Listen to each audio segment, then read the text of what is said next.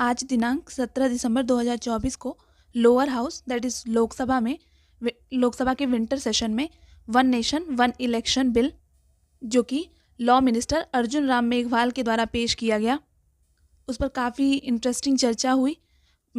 Opposition party ने उसको oppose किया और लॉजिकल अपनी रीजनिंग्स रखी। जो ऑपोजिट पार्टी थी उन्होंने बिल को as a infringement of basic structure of the constitution और डेमोक्रेटिक फॉर्म ऑफ पार्लियामेंट के वॉयलेशन के अपोज करते हुए उन्होंने उस बिल को अपोज किया और उस बिल को जेपीसी को सौंपने की भी मांग की।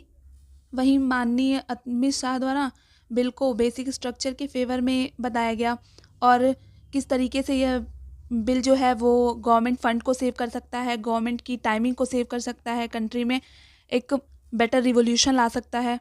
इन सब के संबंध में काफ़ी ही इंटरेस्टिंग चर्चा हुई। इस बिल के संबंध में इलेक्ट्रॉनिक वोटिंग कराई गई, जिसमें जो फेवर में वोट आए थे वो 220 आए हैं और नोज़ में वोट 149 पड़े हैं, जिसमें टोटल वोट जो हुआ था 369 हुआ है। लोकसभा में हुए इस इंटरेस्टिंग डिस्कशन को आप आगे के वीडियोज़ में भी देख सकते हैं और उसे ज़रूर देखें।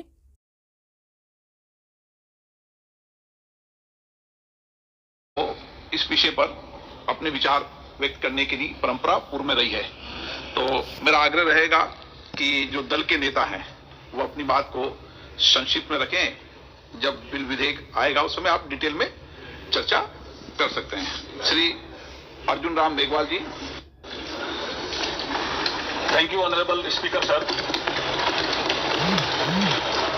With your permission I beg to move और leave to introduce The Constitution 129th Amendment Bill 2024 further to amend the Constitution of India। ये आइटम नंबर 18 में है और आइटम नंबर 19 में जैसे आपने कहा honourable speaker sir, with your permission I wish to move और leave to introduce the union territories laws amendment bills 2024 further to amend the Government of Union Territories Act 1963, the Government of National Capital Territory of Delhi Act 1991 and the Jammu and Kashmir reorganisation act 2019। ये मैं आपकी अनुमति से आपसे leave मांग रहा हूं। Thank you sir. आपको मैं दूंगा। Bill 2024 and the Union Territories Laws Amendment Bill 2024. Mr. Sir, beyond the 7th schedule of the Constitution is the basic structure doctrine, and that basic structure doctrine spells out that there are certain features of the Constitution which are beyond the amending power of this House also. One of the essential features is federalism and the structure of our democracy. And therefore, the bills which have been moved by the Honorable Minister of Law and Justice absolutely assault the basic structure of the Constitution and are beyond the legislative competence of this House, and therefore they need to be opposed ab initio, and the introduction of those bills have to be stopped. Number two, Mr. Speaker, sir, how is it possible under our constitutional scheme that the tenures of the state legislatures can be made subject to the tenure of the national legislature? That is completely an antithesis of the constitutional scheme. There is absolutely no way under the Indian constitutional scheme where the states are separate constituents and equal constituents, the term of the state legislatures can be made subject to the term of the national legislature. And my final point, Mr. Speaker, sir, India is a union of states. Article 1 of the Constitution states that India is a union of states and not vice versa. And so therefore, this excessive centralism which is sought to be brought into existence by this bill absolutely militates against the constitutional scheme in its essence, in its entirety, and in its very object. And therefore, Mr. Speaker, sir, I would once again like to urge this House that the introduction of the bill and the consideration of the bill, because of the basic structure doctrine enunciated by the Supreme Court in the Kesavanand Bharti case, is beyond the legislative competence of this House, and therefore this bill needs to be withdrawn immediately. Thank you, Mr. Speaker. मैं इस संविधान के 129वें संशोधन अधिनियम के विरोध के लिए खड़ा हूं। मैं दोनों को 2-2 मिनट रख दूंगा। पहले Kalyan Banerjee. Under our constitutional scheme the basic structure of constitution is in life. This proposed bill hits hits the basic structure of the constitution itself. And if any bill, any act which hits the basic structure of the constitution, that is ultra virus, and it is ultra virus. आपने शुरू में house का sense लेकर के बहुत ही clear शब्दों में आपने कहा कि पहले उसका उदाहरण भी आपने दिया और दो बिल्स को एक साथ क्लब करके चर्चा का समय एक साथ करेंगे, लेकिन उसका प्रेजेंटेशन अलग होगा। साथ साथ में यह भी कहा क्योंकि नोटिस एक पार्टी से कई नोटिस आए हैं, किसी पार्टी से नहीं आया, लेकिन विषय गंभीर है, इसीलिए अध्यक्ष ने कहा कि सारे पॉलिटिकल पार्टी लीडर्स को, अध्यक्ष जी ने ऑलरेडी कहा सारे पॉलिटिकल पार्टी का लीडर्स को, फ्लो लीडर्स को इसमें मत रखने का मौका देंगे, ये अध्यक्ष ने कहा है। और for all the flow leaders, मतलब सब पॉलिटिकल पार्टी, आप सिर्फ इस संसद को रिप्रेजेंट नहीं करते हैं, हर एक पॉलिटिकल पार्टी का रिप्रेजेंटेटिव है इसमें, सबको बोलने का मौका मिलना चाहिए। इस पर निर्भर करता है कि वो उस विषय को किस तरीके से लेते हैं, ठीक है ना। नियम 72, नियम उपनियम 1 पहला परंतु वर्णित किया जाता करता है कि यदि विधेयक पूर्व स्थापन का विरोध इस आधार पर किया जाता है कि विधेयक की विषय वस्तु इस सभा की विधायक क्षमता से परे है। अब सबसे पहले वक्ता माननीय मनीष तिवारी जी ने ये विषय रखा और वक्ताओं ने भी रखा ये विधायक क्षमता से परे है, और इसीलिए जब ये विषय रखा तो मैंने इस विषय को कहा तो विधायक तो अध्यक्ष अन्य सदस्यों को विधेयक के बंदों पर अपने मत रखने की अनुमति प्रदान की जा सकती, इस तहत किया है। हाँ, आप गौरव गोगे जी तो के बाहर जा सकते हैं, मतलब धन्यवाद सर। ये लेकिन हाँ, मैं अध्यक्ष जी जो बोले हैं वो ध्यान से सुना हूं। उन्होंने 72 के बाहर जाने का नहीं कहा है, उन्होंने कहा कि माननीय सदस्य मनीष तिवारी ने 72 का हवाला देकर जो विचार व्यक्त किए हैं और जो विरोध किया है, इस पर सदन का कोई भी सदस्य अपने विचार रख सकता है। अब कांग्रेस पार्टी में विचार रख सकता है मतलब विरोध ही करना है, मगर विचार व्यक्त कर सकते हैं इसका मतलब होता है पक्ष में भी बोल सकते हैं। नहीं, मैं आदरणीय गृह मंत्री को मैं यही कहना चाहूंगा कि अगर कोई पार्टी इसका समर्थन करना भी चाहे तो भी वो समर्थन 72 पे ही रह सकता है, जनरल वो चर्चा पे नहीं ला सकती समर्थन के लिए, नहीं ला सकती समर्थन के लिए। मैं सर ये दो जो कानून है, Constitutional Amendment 129 Constitutional Amendment Act और the bill to further amend Government of Union Territories Act 63, National Capital Territories 91, Jammu Kashmir Reorganization Act 2019, ये दोनों कानून संविधान और नागरिकों के वोट देने के जो उनकी संवैधानिक अधिकार है उस पर आक्रमण है और इसका हम पुरजोर विरोध करते हैं। विरोध का आधार यह है कि इस सबसे पहले 82(5) में चुनाव आयोग को जो यहाँ पे ताकत दी गई है कि चुनाव आयोग आज राष्ट्रपति को अपना एक निर्णय दे सकते हैं कि कब निर्वाचन हो सकता है। ये कभी भी इससे पहले चुनाव आयोग की ऐसी ताकत भारत के संविधान के निर्माताओं ने नहीं बनाया है। चुनाव आयोग की क्या सीमाएं हैं वो आर्टिकल 324 में है, जहां पर इलेक्शन कमीशन को बस कैसे सुपरवाइज करना चाहिए, कंट्रोल करना चाहिए, इलेक्शन रोल कैसे बनाना चाहिए, वहीं तक ही चुनाव आयोग की क्षमताओं का सीमा बनाया है। लेकिन इस संविधान ने चुनाव आयोग को असंवैधानिक गैर कानूनी ताकत दी है। राष्ट्रपति अगर कोई परामर्श लेते हैं तो सिर्फ काउंसिल ऑफ मिनिस्टर्स से परामर्श लेते हैं, वो कभी भी वो चुनाव आयोग से परामर्श नहीं लेते हैं। ये एक गैर संवैधानिक इन्होंने एक ढांचा बनाया है। राष्ट्रपति जी अगर काउंसिल ऑफ मिनिस्टर्स की एडवाइस लेते हैं 74 जो article 74 of constitution of India में है, या वो article 356 of constitution of India, वो सिर्फ गवर्नर के रिकमेंडेशन पे ले सकते हैं। 356 गवर्नर के रिकमेंडेशन पे या 74 के अनुसार काउंसिल ऑफ मिनिस्टर्स के रिकमेंडेशन में। ये पहली बार ये एक ऐसा कानून लाए हैं कि राष्ट्रपति अब चुनाव आयोग के भी रिकमेंडेशन पर एक निर्णय ले सकते हैं। ये पूरी तरीके से इसका विरोध करते हैं। चुनाव आयोग में किस प्रकार से कमिश्नर्स नियुक्त होते हैं, नहीं होते, सुप्रीम कोर्ट की भूमिका रहती है, हटाई जाती है, उस पर हम बाद में चर्चा करेंगे। दूसरी बात यह है कि संविधान के बेसिक स्ट्रक्चर में एग्जीक्यूटिव, लेजिस्लेटिव और जुडिशरी के बीच में संतुलन हो, उसका भी विवरण है। आज इस बिल के द्वारा आदरणीय राष्ट्रपति जी को ज्यादा शक्ति दिया गया है कि वो अपने सुपरिंटेंडेंट से एक नए 82A के द्वारा अब वो विधानसभाओं को भंग कर सकती है। ये एक्सेसिव पावर इस बिल में चुनाव आयोग को भी दिया गया है और राष्ट्रपति जी को भी दिया गया है। और यहाँ पे जो मुद्दा उठाया है कि ये कि चुनाव आयोग का ये जो खर्च है कम करना चाहते हैं, चुनाव आयोग के खुद उन्होंने कबूल किया है कि 2014 की चुनाव आयोग में कितना पैसा खर्च हुआ, लगभग 3,700 करोड़। ये 3,700 करोड़ के लिए ऐसा एक गैर संवैधानिक कानून ये लाए हैं, ये पूरी तरीके से तर्क के खिलाफ है। हम दोबारा कहना चाहते हैं कि संविधान और एक नागरिक जो आर्टिकल 14 जो उसको वोट देने का अधिकार देते हैं, वो जब वोट देता है तो हमारे संविधान में लिखा है कि जो 5 ईयर टर्म है, जो 5 ईयर टर्म है आर्टिकल 83(2) में हाउस ऑफ पीपल को और आर्टिकल 172(1) में जो 5 ईयर टर्म है उसके साथ खिलवाड़ नहीं कर सकते। ये एक गलत नीति आयोग के रिपोर्ट के आधार पर ये कहना चाहते हैं कि 5 ईयर टर्म अनिवार्य नहीं है। 5 ईयर टर्म अनिवार्य है, ये नीति आयोग के रिपोर्ट में नहीं जाए। नीति आयोग कोई संवैधानिक कोई बॉडी नहीं है जो इस प्रकार का ये परामर्श दे पाए। तो इसीलिए मैं बस इतना ही कहना चाहूंगा कि ये दोबारा अगर इनको लगता है कि प्रधानमंत्री मोदी जी पर के प्रचार से ये पूरे ये भारत के चुनाव को छीनेंगे तो हम ये चोरी नहीं होने देंगे और हम बिल का विरोध करते हैं। इस बिल को जेपीसी में भेजा जाए। Of that assembly will not be for 5 years, sir. This in itself is a violation of parliamentary democracy, which envisages a tenured legislature. Sir, constitutional scheme makes it clear that once elections are conducted, the House should have a right to function for next 5 years. This is a violation of basic structure. That such a provision is being done for administrative convenience, not for constitutional purpose. Sir, the principle of federalism means that states are not mere appendages of the center. States are not dependent on the union for their existence. This is the violation of federalism, sir. Sir, in conclusion, Parliament is not competent to make any law that violates fundamental rights or the basis of the Constitution, sir.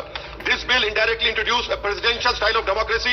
This bill is based on maximizing political gain and convenience. This bill will finish off regional parties. This bill is only brought in to massage the ego of the supreme leader. Thank you, sir. I oppose this bill. के राधाकृष्ण, माननीय अध्यक्ष जी, माननीय सदस्य बालू साहब ने कहा कि इसको जेपीसी को दे देना चाहिए। जब ये संविधान सुधार का विधेयक, संवैधानिक संशोधन जब कैबिनेट में चर्चा में आया, तब प्रधानमंत्री जी ने स्वयं मंशा व्यक्त करी थी कि इसको जेपीसी को देना चाहिए। इस पर विस्तृत चर्चा सभी स्तर पर होनी चाहिए। इसलिए मुझे लगता है कि इसमें सदन का ज्यादा समय जाया करे बगैर अगर मंत्री जी कहते हैं कि इसको जेपीसी को सौंपने के लिए वो तैयार है, तो जेपीसी में होगी और के रिपोर्ट के आधार पर कैबिनेट इसको पारित करेगी, तब भी फिर से चर्चा होनी है। तो मैं मानता हूं कि माननीय मंत्री जी अगर जेपीसी में रखने की इच्छा व्यक्त करते हैं तो यहीं पर एक चीज समाप्त हो जाए। देने के बाद जो नियम 74 है जिसमें मैं अप्रोप्रिएट जो मोशन ला करके और जेपीसी के गठन का प्रस्ताव निश्चित रूप से करूंगा, निश्चित रूप से जेपीसी के गठन का प्रस्ताव करूंगा। रूल 74 के तहत जेपीसी के गठन का प्रस्ताव है और सरकार की इच्छा भी है। श्रीकांत शिंदे जी शब्द मैं सबको प्लीज मैं सबको बोलने का मौका दूंगा, लेकिन एक मिनट में अपनी बात करें, विषय में समाप्त कर दे। आपके दल के लोगों ने डिटेल बोल दिया। National socialist party RSP, I vehemently oppose the introduction of the bill, this constitution amendment bill. Procedure then introduction of a bill opposed. इसके तहत जो आपत्तियां उठाई गई है वो उसके बारे में मैं कुछ बातें माने सदन में कहना चाहता हूं। सर, एक विषय आया कि एक समय ये विषय आया कि आर्टिकल 368 का ये उल्लंघन करता है। माननीय अध्यक्ष जी, आर्टिकल 368 संविधान में जो संशोधन करने की प्रक्रिया है उसके बारे में बताता है, संसद को शक्ति देता है। तो ऐसा तो है नहीं कि 368 संविधान में लिखा हुआ है। प्लीज माननीय सदस्य, के बाद एक विषय आया कि संविधान का अनुच्छेद 3 to 7 है, ये सदन को विधानमंडलों के चुनाव के संबंध में प्रावधान करने का जो अधिकार देता है उसके बारे में आप क्या कहना चाहते हो? तो मैं ये कहना चाह रहा हूं कि संविधान का अनुच्छेद 327 संसद को पार्लियामेंट को अधिकार देता है, विधानमंडलों के चुनाव के संबंध में प्रावधान करने का अधिकार देता है। इसमें कहा गया है कि संविधान के प्रावधानों के अधीन संसद समय समय पर कानून द्वारा संसद के किसी भी सदन या विधानमंडल के किसी भी सदन के चुनाव से संबंधित सभी मामलों के संबंध में प्रावधान कर सकती है। Sir, it is a constitutional provision. मैं वही बता रहा हूं, किसी राज्य की मतदाता सूची की तैयारी, निर्वाचन क्षेत्रों का परिसीमन और ऐसे सदन या सदनों के उचित गठन को सुनिश्चित करने के लिए आवश्यक आदि सभी मामले इसमें शामिल हैं। एक साथ चुनाव के उद्देश्य से संवैधानिक संशोधन अधिक सुव्यवस्थित चुनावी प्रक्रिया की आवश्यकता के साथ संघीय स्वायत्तता को संतुलित कर सकते हैं। इस प्रकार अनुच्छेद 83 संसद के सदनों की अवधि और राज्यों के विधानमंडलों की अवधि में संशोधन करके चुनाव को एक कानूनी ढांचे के भीतर सिंक्रोनाइज किया जा सकता है जो संसदीय संप्रभुता को बरकरार रखता है।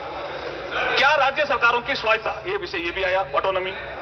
संविधान, अध्यक्ष जी, संविधान के 7th शेड्यूल्ड के यूनियन लिस्ट एंट्री 92, उसमें लिखा हुआ है election to parliament, to the legislature of states and to the offices of president and vice president the election commission के अनुसार केंद्र सरकार को शक्ति प्रदान करता है सर। ये आपका जो यूनियन लिस्ट है उसका एंट्री 72, और ये संशोधन राज्यों को संविधान प्रदत्त शक्तियों को न तो कम करता है और न ही छीनता है सर। ये जो संशोधन है एकदम संविधान सम्मत हम लेकर गए हैं। अब एक विषय आया बेसिक स्ट्रक्चर का, इसमें 2 मिनट में बोलना चाहता हूं। बेसिक स्ट्रक्चर, सर्वोच्च न्यायालय ने, माननीय सर्वोच्च न्यायालय ने केशवानंद भारती केस में 1973 में इस फेडरल स्ट्रक्चर के बारे में बात की है। उसमें 5-7 बिंदु उन्होंने तय किए हैं, बाद में और मामलों में भी कुछ बिंदु जोड़े हैं, कुछ विषय जैसे judicial review, federal character of the constitution, separation of power between legislature, executive and judiciary, secular character of the constitution, supremacy of the constitution. ये इस बिल में कहीं भी आघात नहीं हो रहा, कुछ भी नहीं हो रहा इसमें, जो बेसिक स्ट्रक्चर में कहीं भी कोई छेड़छाड़ नहीं की जा रही है। आगे मैं ये कहता हूं कि सुप्रीम कोर्ट ने केशवानंद भारती जजमेंट के साथ साथ वामन राव, एल चंद्रन कुमार ने कुछ सब्जेक्ट और जोड़ा, लेकिन ये इससे कोई ना तो संसद की शक्ति में कमी आ रही है और ना कोई विधानसभा में शक्ति दी है संविधान, उसमें कमी आ रही है। मैं एक चीज जो बाबा साहब का यहाँ जिक्र आया और बाबा साहब के कोर्ट का भी जिक्र आया, मैं अध्यक्ष जी आपकी अनुमति से कहना चाहता हूं, 4 नवंबर 1948 को संविधान सभा में देखिए प्रधानमंत्री नरेंद्र मोदी जी ने मुझे ये अवसर दिया है। बाबा साहब भीमराव अंबेडकर पहले इस देश के कानून मंत्री थे, जिस वर्ग से बाबा साहब आते थे उसी वर्ग से मैं आ रहा हूं। ये नरेंद्र मोदी जी ने बहुत बड़ा अवसर दिया मुझे, तो अध्यक्ष जी मैं ये बात सदन में रख रहा हूं, इसलिए मैं कह रहा हूं कि संविधान सभा में बहस के दौरान, now you have to listen to me, संविधान सभा में बहस के दौरान you have objected, you have to listen to me. संविधान सभा में बहस के दौरान 4 नवंबर 1948 को बाबा साहब ने क्या कहा? संघवाद का मूल सिद्धांत यह है, बाबा साहब का कोट है, आई एम कोटिंग इट। संघवाद का मूल सिद्धांत यह है कि विधायिका और कार्यपालिका की सत्ता केंद्र और राज्यों के बीच केंद्र द्वारा बनाए गए किसी कानून के द्वारा नहीं बल्कि संविधान द्वारा ही बंटी होती है। क्या? Union list, state list, concurrent list. हम किसी सूची में कोई संशोधन नहीं कर रहे हैं साहब, कैसे संघवाद पे चोट कर रहे हैं? हम नहीं कोई चीज चोट कर रहे हैं। दूसरा, बाबा साहब ने कहा था भारतीय संघ राज्यों के बीच किसी समझौते का परिणाम नहीं है। ये बाबा साहब का कोट ही है कि भारतीय संघ राज्यों के बीच किसी समझौते का परिणाम नहीं है। राज्यों को फेडरेशन से अलग होने का अधिकार नहीं है। फेडरेशन एक संघ है और इसका स्वरूप अविनाशी है, कोई नहीं बदल सकता फेडरल स्ट्रक्चर, ये बाबा साहब ने कहा। अब मैं, ये है ही नहीं विषय इसमें, ये राजनीतिक कारणों से इसका विरोध कर रहे हैं। अब आप देखिए, संसद के अनुच्छेद 327 के तहत लोकसभा और राज्य विधानसभाओं के चुनाव को एक साथ कराने के लिए संविधान में उसकी संशोधन करने का अधिकार है, जो मैंने बताया। अब मैं एक बात, जो ये तो हमने जोड़े हैं आर्टिकल जोड़े हैं, हाँ ठीक है, आर्टिकल जोड़े हैं, उसमें मैं एक बात अधिक कहना चाहता हूं। जब बात जेपीसी की आएगी तो डिटेल चर्चा जेपीसी में होगी, आज उसको बोल गए, हाँ जेपीसी में होगी। लेकिन आज में चूंकि आपने अवसर दिया, हमारे पूर्व राष्ट्रपति रामनाथ कोविंद जी का धन्यवाद करना तो चाहूंगा और उनके जो एचएलसी में जुड़े हुए सदस्य हैं उनका भी धन्यवाद करना चाहूंगा। गृह मंत्री जी उसमें थे, कितने डिटेल डिस्कशन हुआ, ये कह रहे अचानक किया गया। अध्यक्ष जी, 1983 से चुनाव आयोग ने अपनी वार्षिक रिपोर्ट में लोकसभा और विधानसभाओं के चुनाव एक साथ कराने का विचार किया। 41 साल से पेंडिंग आई है, अलग अलग कमेटियों ने भी किया, स्टैंडिंग कमेटी ने भी किया, फिर एचएलसी गठित हुई और ये कह रहे दलों से बात नहीं हुई। 19 जून 2019 को संसद भवन में प्रधानमंत्री जी की अध्यक्षता में सर्वदलीय बैठक आयोजित की गई थी और उसमें सभी लोग थे और उसमें 19 राजनीतिक दलों ने भाग लिया। 16 राजनीतिक दलों ने चुनाव एक साथ कराने का समर्थन किया, 3 ने विरोध किया, तो इसका मतलब बहुमत हमारे साथ था। फिर अध्यक्ष जी, मैं आपको याद दिलाना चाह रहा हूं, आपने केवड़िया में पीठासीन अधिकारियों की बैठक बुलाई थी, याद है ना आपको? प्रधानमंत्री जी ने केवड़िया गुजरात में 26 नवंबर 2020 को 80वें अखिल भारतीय पीठासीन अधिकारी सम्मेलन के समापन सत्र में भी संबोधन के दौरान एक चुनाव कराने की बात रखी। आपने इसको डिस्कस किया, सारे स्टेट के जो प्रिजाइडिंग ऑफिसर थे वो इससे सहमत थे और आप भी सहमत थे और ये स्वीडन में भी, जर्मनी में भी, बेल्जियम में कई जगह चल भी रहा है। मैं अब जेपीसी पे आ रहा हूं, लेकिन उससे पहले एक बात तो कहना चाहूंगा सर, ये 41 साल से मामला पेंडिंग था। हमारा जो नेता है नरेंद्र मोदी जी, उसके बारे में एक बात तो कहना चाहूंगा कि जो 41 साल से मामला पेंड। प्रश्न ये है कि हाँ डिवीजन देंगे, प्लीज हाँ देंगे डिवीजन का समय तो आने दो। माननीय सदस्य, आप वरिष्ठ सदस्य हो, प्लीज। प्रश्न ये है कि विधेयक को पूरा स्थापित करने की अनुमति प्रदान की जाए। जो सदस्य इसके पक्ष में हाँ गए, जो सदस्य विरोध में ना गए।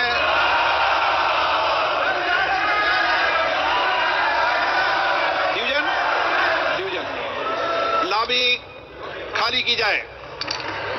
It only after the sound of the gong, honorable members may simultaneously press the vote secure button towards the left side of the multimedia device on the headphone plate and any one of the following buttons fixed on the right side of the headphone plate.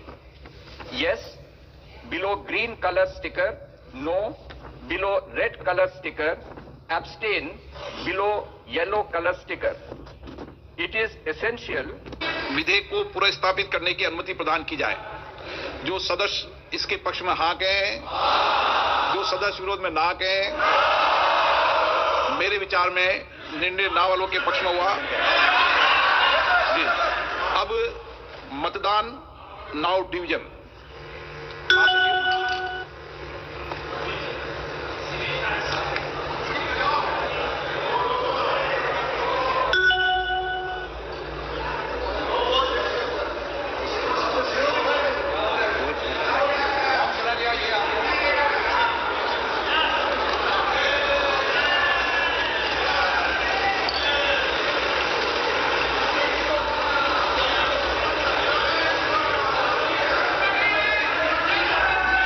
सदस्यों से पुनः आग्रह करता हूं,